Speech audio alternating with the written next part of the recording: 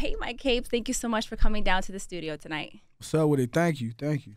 So you are a longtime hip hop artist from North Portland. Yeah. Sorry, I had to emphasize that. North side. North side. Okay. So it's a little bit different now due to gentrification, but growing up out there, man, it was more rough. You know what I mean? Like a lot of poverty. I grew up like in the Columbia Villa, the old one, and in St. John's, and it was a lot of just low income housing and a lot more people of color. You know what I mean? Black folks, Latino folks, Asians, and then the white people that did live there was more so like blue collar or poor. You know what I mean? So it was a whole different experience from like what you would get in other parts of Portland. Yeah, like you mentioned just before, there's been a lot of changes in the North. Yeah. You spoke of gentrification. Yeah. And I know a lot of people, when it happened a long time back in the day, everyone moved to Vancouver. Yeah, It happened again recently. And so a lot of people have left. So what kind of changes have you dealt with in the past like 10, 15 years?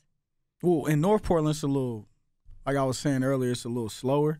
So I'd say it probably started happening like 5 years ago in the North. That you started noticing changes? In between 5 and 10.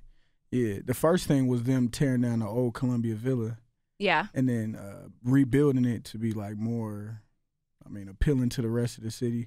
And that made people want to move to the North more. And then St. John's kind of cleaned up a little more. So you got a lot of people moving out there because it's less expensive than the Northeast or any other place. So a lot of people move there because of that. But now it seems like they're trying to center it around University of Portland because that's out there on Willamette. So it seems like it's kind of like St. John's is becoming like this college type of area. Okay, that's interesting. Yeah, but it's always been like a community type of place, but now it's less diverse than it used to be. Yeah. Yeah. Does that affect you at all? Seeing less people like you? Affect me? I wouldn't say affect me, but it's something in the back of my head, you know what I mean? It's different. A lot of the changes are good, and then some of them is like, a lot of the people I grew up with can't afford to live out there no more, but I just chalk it up as life stuff. Do you have any Portland or North Portland influences?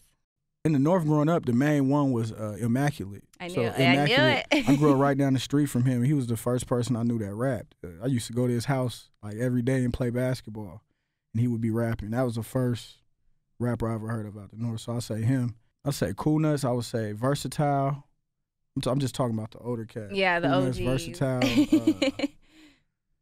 What's funny is, man, like growing up in Portland, it wasn't like direct influence as far as hip hop. We always like, and I guess that's how Portland is now. We look outside of Portland to be influenced. Like growing up, I was more influenced by like the Hot Boys and stuff like that.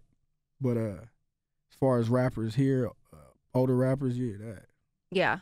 Did that make you want to begin writing and start your career, or like what motivated you to be a hip hop artist? So my first thing was like like drawing and animals and stuff like that and football.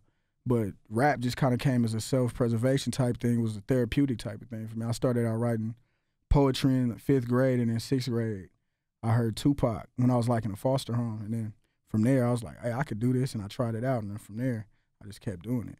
So it wasn't really a thing like I seen people doing it and I wanted to do it, because I seen Immaculate doing it growing up, but I never was like, oh, I want to do that too. Mm-hmm. But it just, came into my life.